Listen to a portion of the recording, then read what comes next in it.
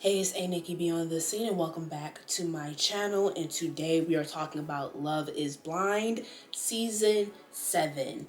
And when I tell you this season, it is a hot mess. It is a hot mess. So the first couple that did not make it at all is Monica and Steven. Now, Steven was very weird from the beginning. He wasn't attractive. He looked a little scruffy. Like, I don't know. Like, it was just giving a little weird. And I didn't really like the fact that how he found out he was like 2% black and he went to go find all the African-American books to learn more about his history and everything like that, where his family comes from, because he always identified as white, even though he will still identify as white because that's what he looks like. But I get it, you got a little African-American you, that's cool, but for her, it was just like, oh my gosh, like, you wanted to learn more about your culture and your ancestry, where you come from. I guess that was enough for her to be like, I want to marry this man. I don't know. But once they got out of the pods, Monica and Steven was just, like, it was just very weird in their relationship. And he was disgusting. Like, he was talking about he was getting, you know, owners if the wind blows by and this and that, and how, you know, anything could pretty much set him off. And I'm just like, that's disgusting.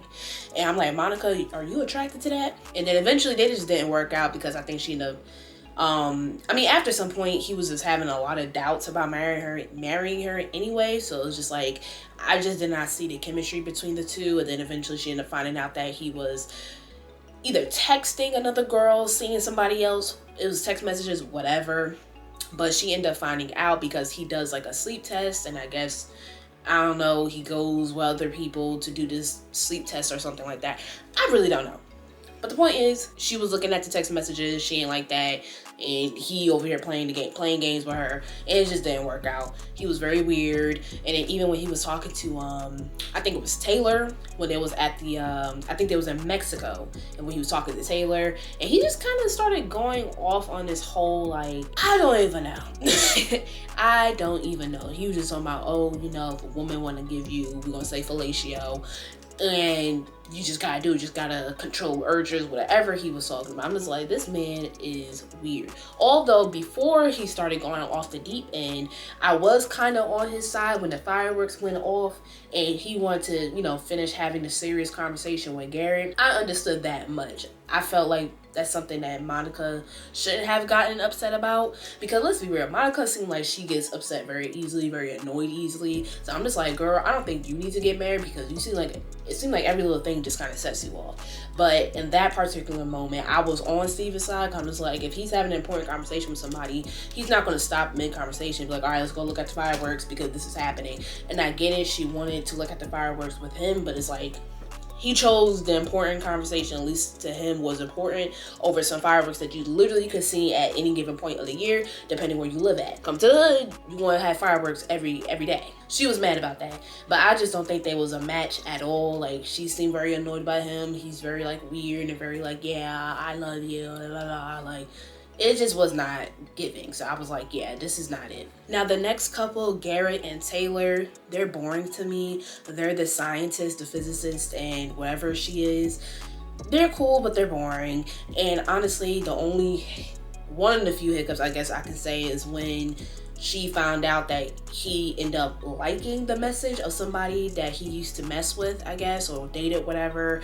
Taylor didn't like that, and he was just like, oh, but it's not that serious, you know, I just like the message, but, you know, I'm sorry about that, how it make you feel, blah, blah, blah. But then, this is where I really side-eyed Garrett, when they was inside the little, the flapper party, whatever, the 1920s party, whatever the heck was going on. He's talking to Tyler and Ashley, and he's talking about how he messaged the chick and was like, hey, I'm engaged, da da da. So then Taylor, I'm about to mix up the name, so then Taylor was like, well, why are you saying this is what you said, but you told me you didn't respond back, you just said you liked it. But all of a sudden, you messaged this girl. So which is it? Did you message her, or did you just like it, or did you do a combination of both? Like, Taylor was just like, why are you lying? And he was like, oh, I just, you know, you're talking to me about it, you know, I just didn't think about it in a moment, but this is what I did. The thing is, I don't think she ever looked at his phone to confirm. I think it's probably like, I don't know how she found out. And I have questions for a lot of people, because apparently everybody finding out text messages, but no one's looking at the phone. It's like, You had to look at the phone to even bring it up. Anyway, but she said she didn't look at it, but she was just like, what is it? Did you text? Did you message? Was it both? Or what is it? You know, and he was just like, oh, I just don't understand, like, why is it such a big deal, da da da, like, boom, bada bing, I said what I had to say about it. But it's like, sir, I don't think Taylor cared so much about the message and you responding. It's more so of the story. You tell her one thing and then you're saying another thing in front of 2 other people. Why are you trying to save face? Why are you trying to look good in front of these 2 people? You should have told me that story. And that's where Taylor was coming from. If that was the case, then you should have told me that first and not just say you just liked it. Especially if the person is somebody that you dated, knew, whatever, and you just liking it. They see you on TV, sir. Just say, hey, I'm engaged now.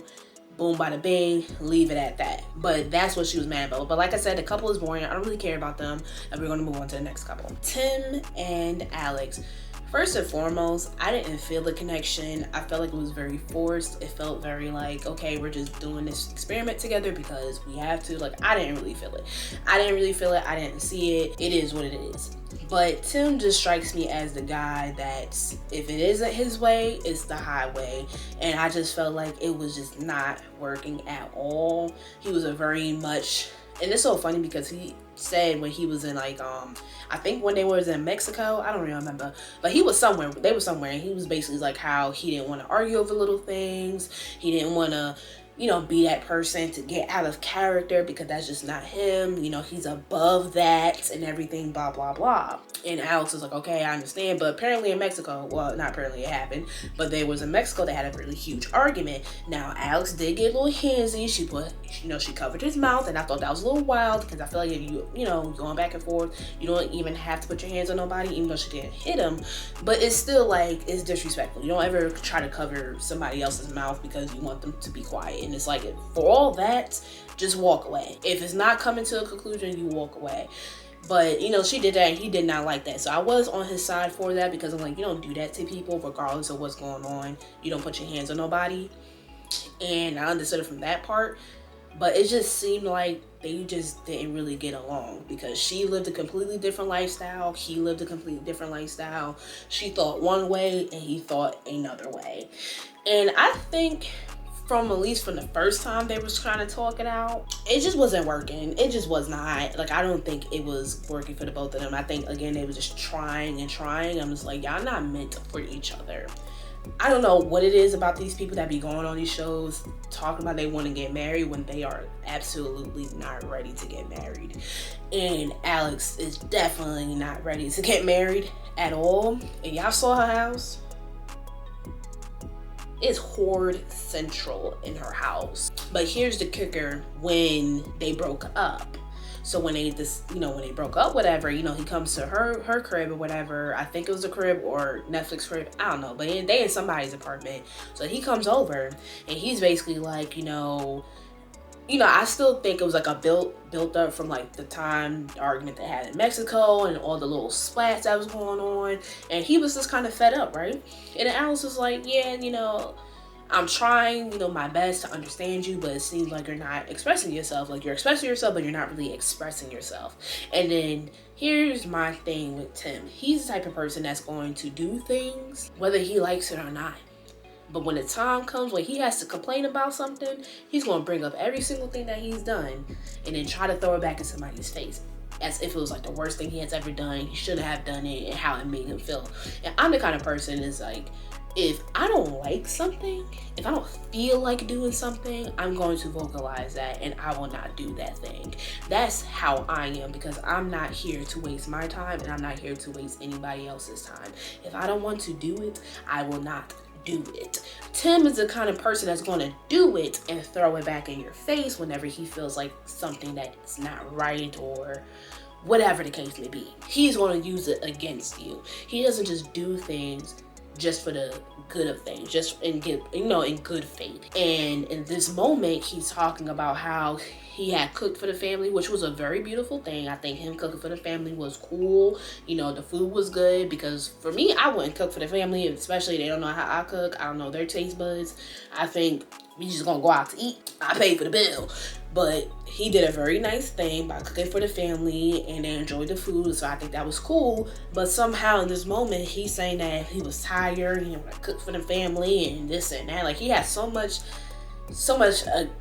things against it. And it's like, if that made you feel uncomfortable, if you feel like that's something you didn't want to do, then why didn't you speak up? And that's where Alex was coming from. Like, Alex is like, she the same way, because the communication was bad in this relationship. In this moment, Alex was right. Like, if that was something you didn't want to do, you should have spoke up. And if all these other things that are happening that's making you feel some type of way, or you're just not understanding why it's happening, then you need to speak up. And then we're going to fast forward to the part that he was like, how I think it was a time when she met his parents and they talked for 4 hours, because this is what she said, they was talking for 4 hours. You know, she was doing filming and this and that, blah blah blah. So after she was done, I think that moment when she got up, she went upstairs because I think he went to go talk to his parents. So she went upstairs and she fell asleep. She took a nap, whatever. But he was mad because when he came in the room, he was trying to talk to her and she sleep. So he was mad about that as well. And he felt like that was a disrespect to him because, okay, you're in his parents' house. He wanted to talk about everything, you know, what's going on, whatever, debrief. He wanted to debrief about everything.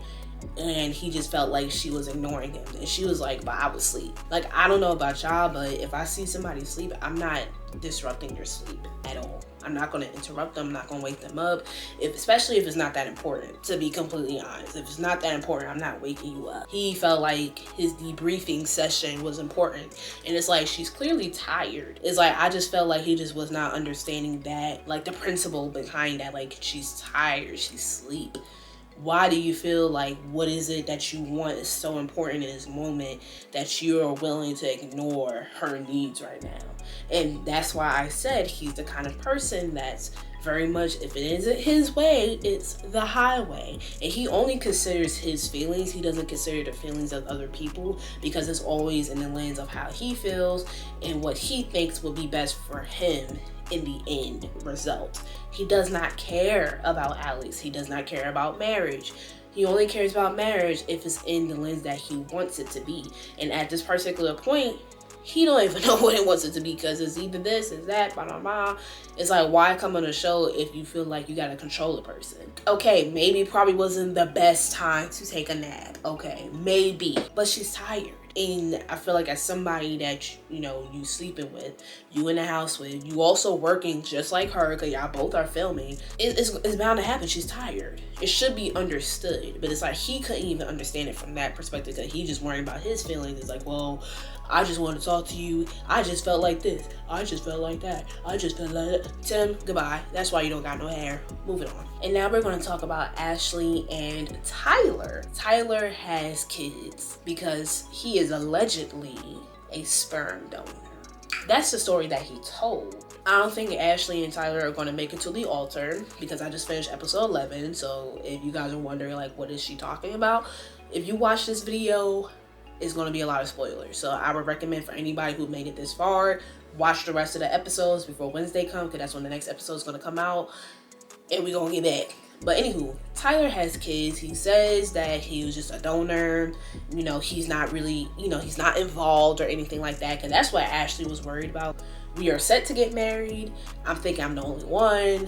I want to build a family with you. And you got your offspring somewhere in the world. Like, she felt very, like, obviously taken aback from that information. She was like, well, why didn't you tell me that information? Like, that's something you should have mentioned, which is true. I feel like if you know, okay, cool. Let's say for what we know here, you're a donor, you wanted to help out friends, whoever the heck you want to help out, great. But still, you mention it. But then come to find out, if you guys been on TikTok, Tyler out here in photos with the baby mama, looking very much involved. And they call him daddy. That does not sound like somebody who is just a donor. Like, he's in the Christmas pictures, birthday pictures. He is in videos, trotting the children around. This man is a baby father. He is not a donor. He is a baby father that went on Love is Blind, playing around. So now we're talking about Marissa and Ramses. To be completely honest, I do not know what they be talking about when they are talking with each other. I feel like what they say is a lot of gibberish, like it gets Simlish. It gets very much Simlish. I'm like, what are you guys yapping about? Like, they're just yapping. But one thing I would note when it came to the military issue, where he was just like, you know, I feel like people who join the military or are for the military, he believes is tied to their political views, which I don't personally agree with. Like, I do think there's a lot of corruption, obviously, in the military system as well as anywhere else in the world. And we all know that. We're all very much aware of that. But I don't think that's enough to just be like, all right, I don't want to be with you because you served in the military. Like, Marissa just seems like the kind of person that is very bubbly. You know, she did it because she grew up military. I think she said her parents was in it, or her mom. It was just her entire life, pretty much. Like, it's always going to be a part of her life. And it was only to, like, not that long ago that she was, you know, that she was out of the military. So it's just like, it is what it is. It's a part of her life. And there's a lot of people who are like that. And if anything, kudos to her for serving the country. Thank you for your service. He just seemed like very like, but you're in the military, you know, and they do a lot of like shady things. And, you know, obviously, you know, we X people out just like any other militant group in other countries. It is what it is. As horrible and as crazy as it sounds, that's just the military. I wish the system could be better, but you don't put that on her. Like, I don't think she was coming from a place of like, military, this and that, I'm for this, I'm for that. Like, she mentioned that, you know, there were operations that involved Xing people out that she supported. It is what it is. She's a military girl. But I don't think she was coming from a place of like, oh, I just like to Rambo people. Like, she's not coming from that. And I just felt like he was just making that. It just felt like they was just, I don't know, maybe the producer told him to like figure out an argument or something like that. Because I'm like, this is a very like, it shouldn't be argued about. And she's very, especially with Marissa, like, she's very much against the patriarchy, very much like in tune with, you know, her self-awareness and how she looks like and how she's perceived, you know, as somebody who looks like her and this and that, blah, blah, blah, anti-patriarchal, whatever. She's very much on that side. So I'm just like, I don't know what Ramses is thinking that she's like her viewpoint, like what her viewpoints are. But I'm like, she seems like she's on the same side as you, buddy. So that's all that should matter. Lastly, Hannah and Nick. Hannah Banana. I don't know what it is about her, about she feeling like she's raising Nick to be a man, like raising him from a boy to a man because she's just telling him to take out the trash and basically trying to push him to be more independent. That's not you raising him. You're just being a mother at this point because his mother could tell him to do the same thing. You know, it's no different. I just don't think I think Hannah just likes hearing herself talk. I think that's what it is. I think Hannah just enjoys hearing herself talk. And Nick barely gets a word out. And don't get me wrong, I do think Nick does need some maturity. I think he needs to grow a little more. But that's going to come in due time. And I've also heard he bought himself a house and he got his business going. So he's doing pretty good. Okay, Hannah, he's doing good. Just not with you. But it just felt like she was just, okay, maybe it gets annoying trying to tell somebody and repeat to somebody to do this, to do that, da-da-da. But then maybe that person might not be for you because it'd be weird because you would bash him, but then be like, oh, but like, I really love you though. But like, I really love you. But then you just said that he's delusional and that has a big ego. Like, she was saying a lot of things. I'm just looking at Nick. I'm like, I didn't really see that portrayed from him. If anything, he just seems very nonchalant, very, I would say, not socially aware. You know, I do think with that time at the beach, he should have been like, all right, don't, you know, that's my fiance. Don't talk to her like that. She's not gonna move, whatever. He could have said something, you know what I'm saying? But for him, because again, this is where the lack of maturity comes, is because he was so focused on wanting to play with this little toy that's on the beach. That's all he really cared about. He didn't really care about all the extra stuff that was happening. He was like, I just want to play with this thing. Whether you come with me or not, I'm going to play with it. So he was just very much over there. And I'm just like, I get that. You know, but it wasn't to a point that it was like, oh my gosh, she's so annoying. Like, it was never giving that. It was just very much, like he said, he's just himself. It is what it is. Either you like it or you don't.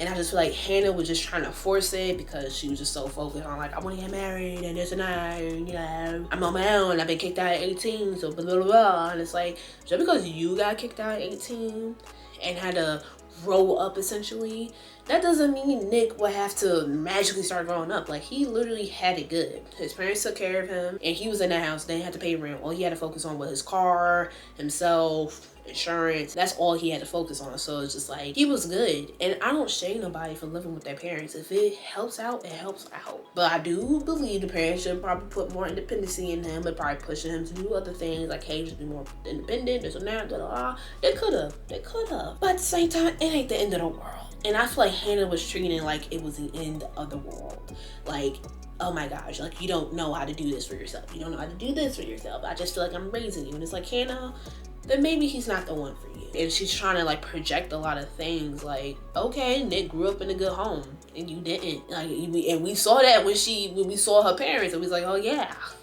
they was ready to get you up out of there. They didn't care. And it's unfortunate and it's sad, and I wish a lot of people didn't have to go through that, but it is what it is. And I just think I will argue, I think she was a little jealous. How he moved just bothered her. It just bothered her completely. But yeah, I don't think they're making it to the altar. Thank you all for watching. Bye.